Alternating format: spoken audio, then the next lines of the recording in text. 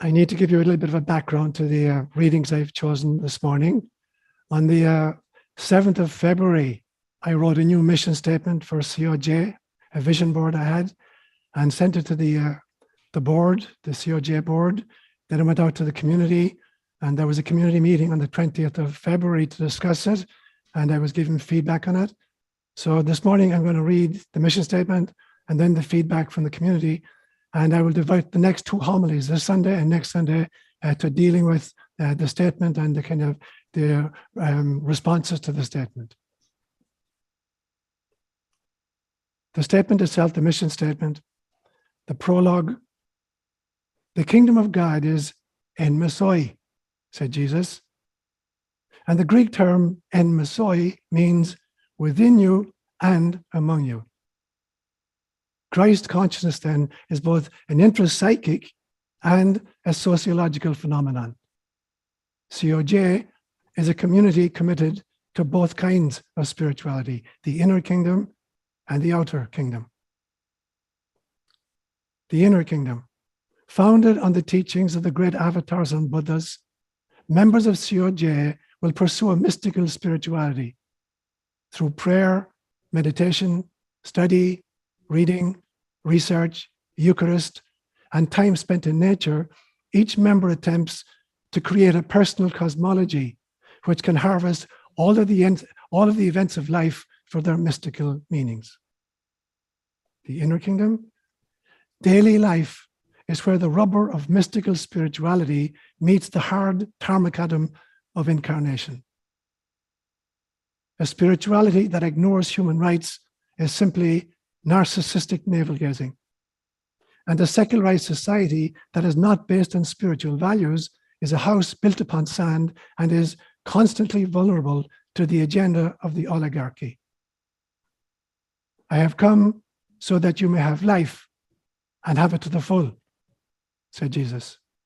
And this life comes with the divine guarantee of life, liberty, and the pursuit of happiness.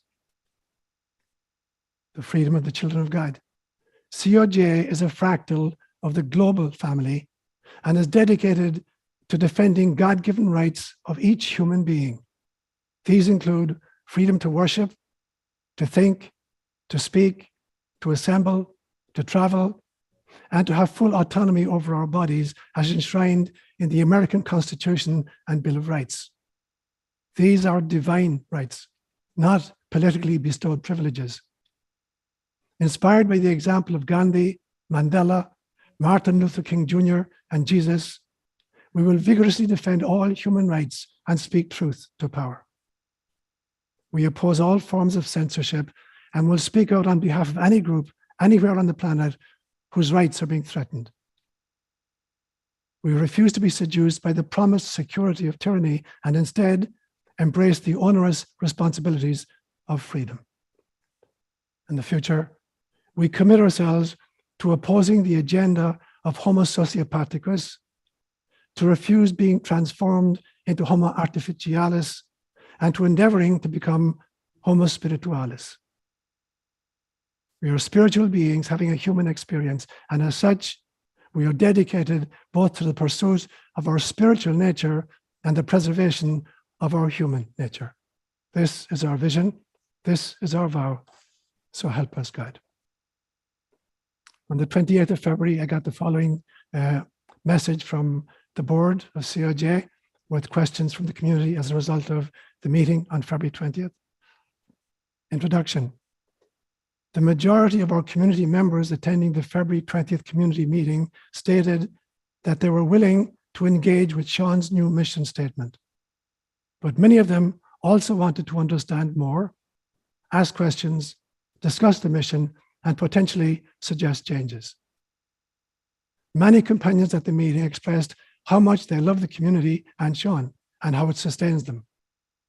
This community is their family and their friends, and they see COJ as precious and sacred. They are concerned that COJ is divided and want to move forward. This note gathers the key questions asked by companions in their small group discussions and follow-on communications. Our purpose is to support further talks and discussion with Seán about the mission statement. Questions from the community. Number 1.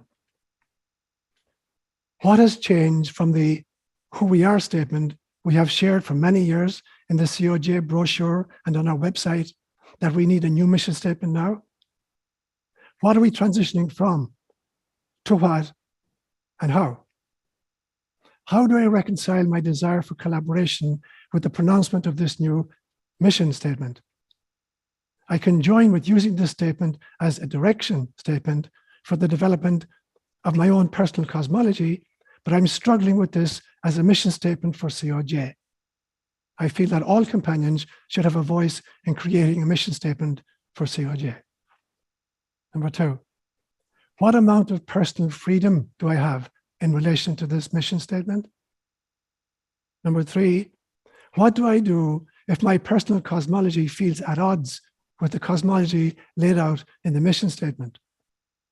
Number 4, some of what's in this statement strikes me as being very political by the use of terms such as agenda of the oligarchy, enshrined in our American Constitution and Bill of Rights, divine rights, truth to power, promised security of tyranny, and onerous responsibilities of freedom. This suggests political activism I'm not comfortable with, or perhaps I'm unable to participate in. How do I reconcile that? What is the spiritual lens through which to view politics? Number 5, can you explain further what you mean by Homo artificialis in relation to the preservation of our human nature? Many companions have replacement parts and augmentations provided by modern medicine. What is included and where is the line in this definition? Are vaccines artificialis?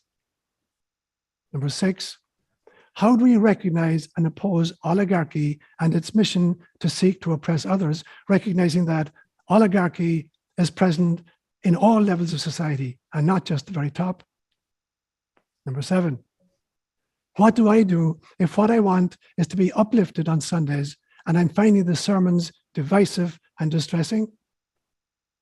A number of companions said they come to church for spiritual sustenance that is uplifting, and that becoming embroiled in politics is not helping them to know how to handle their immediate difficulties, personal, family, health, loss, etc., which consume their energy, leaving little energy for broader issues. They are seeking hope and positivity. Number 8, the mission statement includes the words, "We will speak out on behalf of any group anywhere on the planet whose rights are being threatened." How do we define these rights and determine whether or not they're being threatened? Number 9, what does censorship mean within the mission statement? What are ways in which companions might oppose censorship? Do any forms of censorship support the public good? Number 10, some of what's in this statement doesn't make sense to me and feels abstract and beyond my understanding. What should I do? Number 11, where do love, kindness, and the divine feminine fit into this mission statement? I believe that the two greatest storytelling cultures on the planet might well be the Celts and the Sufis. The Celts, as Celts, we love stories which are epic in their length and their telling. The Sufis, on the other hand, they love little vignettes, but all stories are the archived wisdom of a culture, and all stories have messages and lessons for us. So I'm going to start my homily this morning with a Sufi story. Once upon a time, there was a group of travelers who set out from their home place, which was no longer sustaining them. And I'm going to call it, Old Town. And they set out in pursuit of a place that was called New Town. And they were told that if they traveled across the desert for a few months, they would come to a great big signpost with 4 fingers on it, pointing in 4 different directions. And one of the directions would say New Town. And then they could follow that to their destination. So they set out, and months into it, they're really feeling they're never going to find it. And there are dust storms of various kinds, and their tempers and supplies are both wearing thin. They think that they're lost, and they want to turn back and go back to the old town. And just then, one of them spots the signpost, standing erect with the 4 fingers pointing in 4 different directions. and they start rushing towards it. And all of a sudden, a huge storm comes and knocks the signpost and rolls it around on the ground. And at this stage, they're freaking out. Now they will never find out where Newtown is, what direction it is. So they began to weep. And then an old man steps forward and he says, I can see that the 4 fingers are still attached to the post. Stand the post upright.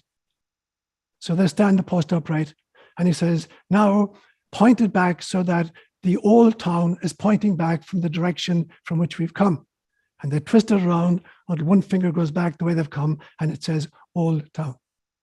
And the old man says, now I think you can see clearly where the Newtown finger is pointing.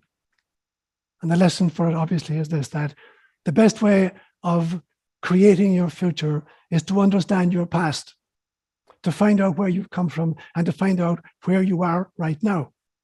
But once you discover where you've come from and you find out where you are now, you can't just sit at the signpost for the rest of your life. You've got to go where the signpost is pointing. And that is what I plan to do with the rest of my life. I know where I've come from. I know where I am, and I know where I want to go. And I'm going to do it. I'm going to spend the rest of my life following the pointer that says Newtown. And that was the reason that I created this vision board and this mission statement. And so for the next 2 homilies, I'm going to deal with the mission statement and I'm going to deal with the questions that have been raised. A bunch of them today and a bunch of them next week. So today, I'm going to make a few introductory remarks. And then I'm going to answer the question, what has changed? Why do we need a new mission statement? Thirdly, I'm going to address the question of what do I mean by Homo artificialis? Fourthly, I'm going to look at the notion of, is community about affirmation or is it about challenge? And then finally, I'm going to talk about how I created this vision for myself and what it means to me personally. So let me make a few introductory remarks. In 2 homilies, I obviously can't address such an extraordinary topic and answer all of these questions. There were 11 questions asked, but in actual fact, there are 22 questions within those 11. Some parts of 2 or 3 parts to it. So obviously, I can't deal with all of those, the mission statement and other questions and responses in 2 homilies. So I'm going to pick out what I consider to be the most important ones, both the statement and the criticisms of the statement, and I'll deal with those in 2 homilies. And then at some stage, towards the end of the next homily, I'll give one-liner response to some of the one-liner questions that I don't have time to get into in more detail. And what does that mean? It means that you, as the members of COJ, it is up to you to find out the answers to these questions, to organize yourselves in such a way that you're prepared to do the research, to create your own vision, and to create your own personal cosmologies, just as we did as a community way back in 2011, when I addressed the state our world was in at that stage in a homily, and then set up an exploration group where every month I gave a lecture on a particular aspect of life on planet Earth right now, and we broke into small groups to discuss, to do deeper research and to come up with answers. So that's by way of introduction to what I'll be doing today and next Sunday. So what has changed? The question, what has changed? Why do we need a new mission statement? And there were 3 subcomponents of that.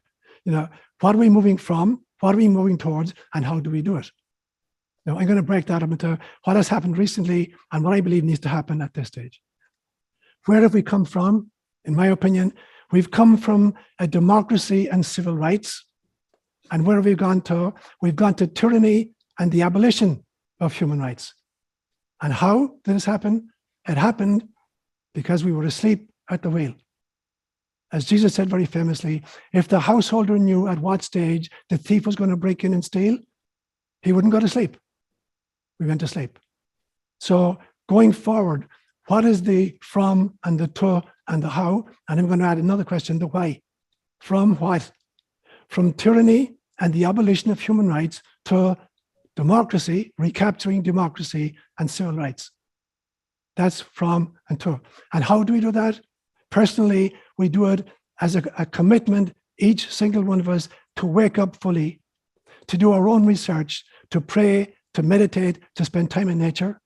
And as a community, perhaps to set up discussion groups after Mass on Sundays to experiment with looking into these issues so that each individual can create their own mission statement, and their own personal cosmology. And why do we need to do this? We need to do it because we owe it to our grandchildren. We need to do it because we have been committed to creating Christ consciousness on planet Earth. That is the why of this exercise. That is what's changed. I was asked, what do I mean by Homo artificialis? I've addressed this in several homilies in the past and in some recent interviews that I've done. There's a biological level to this, there's a sociological level to this, and there is a spiritual level to this. What do I mean by the biological level?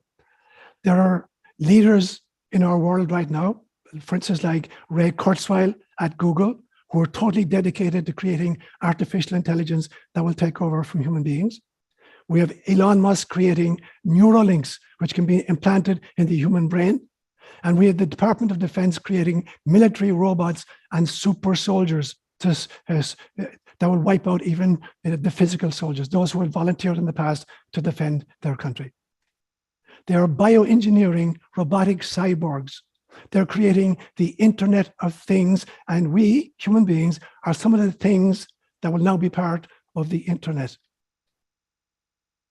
I was asked about in this feedback, what about surgical implants? There are many people who benefit from surgical implants, and I absolutely agree with that. I am such a beneficiary myself. I've had eye surgery in the last year. But technology can heal or it can kill. There's never been any great human invention or discovery which hasn't been turned into nefarious purposes. 800,000 years ago, we either discovered fire or we invented fire. It allowed us to cook our food, to protect ourselves against wild animals, to be able to see at night. But I guarantee you, every single bomb that's ever been created, every intercontinental ballistic missile, every nuclear bomb is composed of fire. We've turned fire into utter devastation, weapons of mass destruction. One of the next great interventions was the wheel. The wheel was extraordinary in what it allowed human beings to do. But very, very quickly, we turned wheels into chariots, and we turned wheels into armored vehicles to kill more people. We invented boats at some stage so that we could travel on water. And at some stage, we created cruisers, and attack ships, warships, aircraft carriers in order to export our wars elsewhere. 1903 was the first air flight, heavier than air vehicle, took off the Wright brothers. Within 15 years, it was being used in World War I to bomb other people. So yes, technology is really important. Surgical implants can be really, really good. Our surgical implants can be and will be used to program the human brain and to hack the human brain. So that's the biological part of what it means to talk about Homo artificialis. There's a sociological version as well. We're facing now what's been called the Great Reset. We have the World Economic Forum telling us that the future is about social credit. We have to earn our responsibilities. The hypocrites meeting at Davos who are concerned about global warming, they're all arriving in Davos, Switzerland in their own private jets, while they're telling the rest of us to cut back on our travel. The World Economic Forum is creating a system that tells us we will be happy, but we'll own nothing. There will be no human rights. There'll be just temporary permissions from the ruling tyrants as to what we can think, what we can say, if we can travel, and what we're going to eat. That is the sociological version of Homo artificialis. And much more devastating is the spiritual. Literally, we're in a battle for the soul of planet Earth. There's a trifurcation point happening, a trifurcation. There's going to be Homo sociopathicus, those who are committed completely to warfare and violence and control over the population.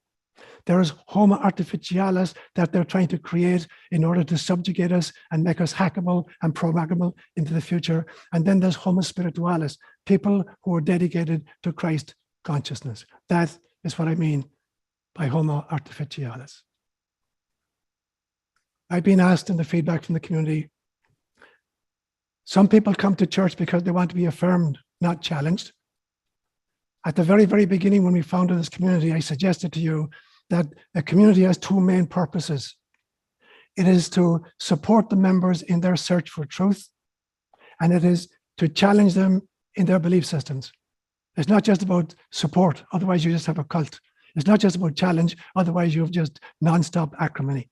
It is to support people in their search for truth and to challenge them in their belief systems. Way back when I was working in the parish in Palo Alto, one Sunday morning I was saying Mass at St. Anne's. And at the end of it, when I left the church, a woman approached me and she was really, really, really angry with me. And she said to me, I have come to church to have my faith affirmed, not challenged. My response to her is, well, then one of us is in the wrong church. And it seemed that I was the one in the wrong church, because subsequently I got thrown out. On October the 4th, 2010, I got a 2-page letter in Latin from the Vatican telling me that I was being dismissed from the Roman Catholic priesthood, and that subsequently I could never represent myself again as a Catholic theologian or teach in a Catholic school, even grade school. The only way I could exercise my priesthood was that if I came across somebody who was dying and there was no other real priest to hear his confession, I could hear his confession and offer him absolution. Ego te absolva peccatis tuis. They told me I was being thrown out because of my loss of faith and because of my disobedience. I put it to you, my companions on the journey, if I hadn't challenged Rome, if I hadn't preached what I preached in Palo Alto, beginning in 1987, we would still be parroting the Baltimore Catechism, instead of each individual having the freedom to develop their own personal cosmology. We would be subject to clericalism, where the priest is in charge of the finances and the government of the community, instead of the self-government in COJ. The community creates its own method of self-government, and the priest has nothing got to do with finances of any kind. If I hadn't done what I had done at that stage, we'd still be dealing with a liturgy that talks about sinfulness and beating our breasts and unworthiness, instead of a Eucharistic prayer of the cosmos. We would still be believing in limbo, that little innocent babies who die after birth before they're baptized can't go to heaven. We'd still be afraid of purgatory, burning in the fires of purgatory for years and years and years, until finally we escaped into heaven. We'd be believing that we could be sent to hell for all eternity for missing Mass on a Sunday or for eating meat on Fridays. We would still be refusing communion to our non-Catholic members on Sundays. We would still be believing in an infallible Pope, and we'd still be kissing the bishop's ring. And finally, there would be no women priests in COJ as there are. I was prepared and did. I sacrificed my membership in the Roman Catholic priesthood in order to make priests of the women of COJ. We are companions. We are not companions on the sofa. We are companions on the journey. And that means we got to keep evolving. And finally, I'm going to talk about how I created this vision and what it means for you to create your vision. My function as the spiritual director of this community is to create a vision for the community. It is to develop a mystical theology for the community. It is to develop and lead liturgies on behalf of the community, and it is to stretch the members of the community. An example of that was the creation of the Eucharistic prayer of the Cosmos. On the 10th anniversary of our founding in 2007, I was getting constant feedback that there was a huge discrepancy between what I was preaching in my homilies and what was happening in the liturgies. You know, I am Lord, I am not worthy, sinner that I am. And so I sat down and literally in 90 minutes, I created the Eucharistic prayer of the Cosmos. And I brought it on the 10th anniversary to celebrate our 10th anniversary in 2007, the first Sunday of June, 2007. And the reactions were, some people said, oh, it's cute, but we should only use it occasionally. Some people said, we hate it, get rid of it already. For months and months and months, there was a whole group of people. When I finished my homily and started the Eucharistic prayer of the homily, they walked out of the church. They boycotted the Eucharistic prayer of the homily of the Cosmos, and they were chatting outside for the next 40 minutes and then joined us downstairs for tea and cookies afterwards. Some people left. I refused to budge. There was no way I was going back to a liturgy of sin and unforgiveness. Since that time, I have that Eucharistic prayer of the Cosmos has gone viral. There have been over 25,000 hits on it at this stage. I've got requests from all over the world, from communities for permission to use it in their liturgies, which I've granted. Now, my belief system, we are at a new place. We need, as a community and as the spiritual director of this community, we need a new vision for a new era of COJ, of the USA, and of Gaia herself. And I'm getting some of the same reactions that I got to the Eucharistic prayer of the Cosmos, all the way from excitement to anger to boycott. It is my vision for the future as the spiritual director. I won't be retracting it, nor will I be nitpicking the wording of it. You can't create poetry in a committee. My job is not to poll the members of COJ and then offer homilies that are bland pablum, which neither offend nor inspire anybody. I'm 75 years of age. I'm on the last lap of my life. On the first Sunday in June, we will be celebrating the 25th anniversary of the founding of COJ, and I will be celebrating the 50th anniversary of my ordination as a priest. This is my vision for the last lap of my life as a priest. If I cannot pursue that vision within COJ, I'll resign from COJ. But it is not about leaving COJ primarily. It is about me following my vision and saying, as your spiritual director, this is my vision. You're going to create your own vision for yourself, and I will talk in much more detail about that next Sunday. But at this stage, I'll be on my annual vacation in June. I've been thinking about this for many months. I will use June to finally make a decision of whether or not this is the best, outlet for my priesthood, for the last phase of my priesthood, or whether or not I need a different kind of an outlet. And when I come back at the beginning of July, God's help, I will have made up my mind. Namaste.